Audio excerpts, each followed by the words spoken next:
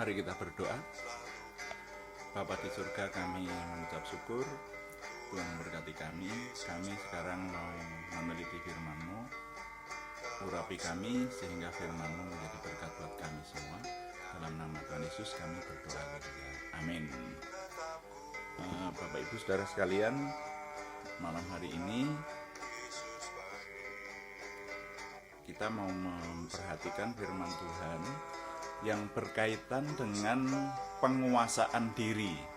Jadi dalam waktu-waktu ini banyak hal yang menekan kita. Mari kita memperhatikan soal penguasaan diri. Penguasaan diri itu sebetulnya ada banyak firman Tuhan yang memberitahukan kepada kita supaya kita menguasai diri.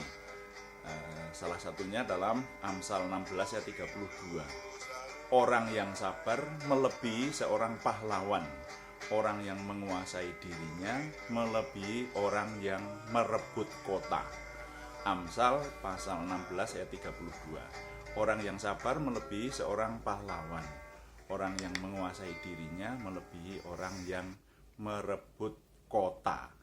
Nah, sebetulnya mengenai penguasaan diri ini, paling tidak orang yang bisa menguasai diri itu adalah seseorang yang punya kekuatan atau pegangan.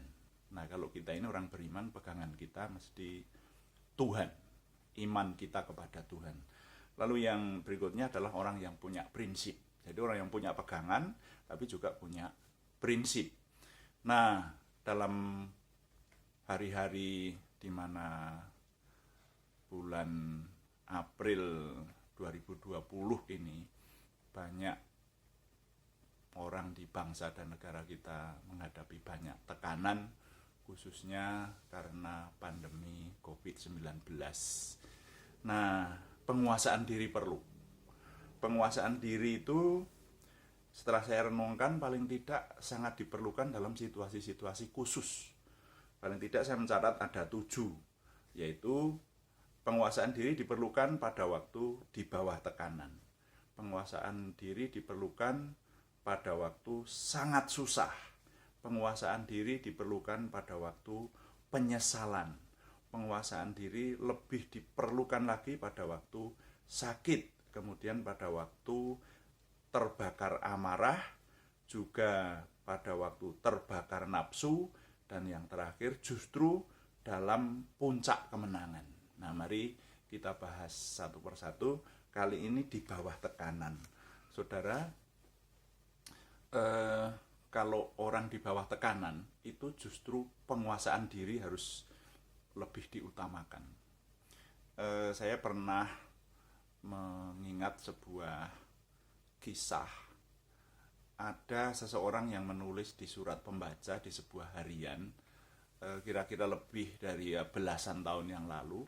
Orang itu terbelit hutang, tidak bisa membayar, sehingga dia menulis di surat pembaca itu, bunyinya adalah, barang siapa yang bisa membayarkan hutangnya sampai lunas, maka orang itu mau menjadi abdi dari siapa yang melunasi itu, baik dia, istrinya maupun anaknya. Juga dia mau pindah agama kepada orang yang melunasi hutangnya. Kalau hutangnya sudah lunas, disuruh meninggalkan kepercayaannya pun mau.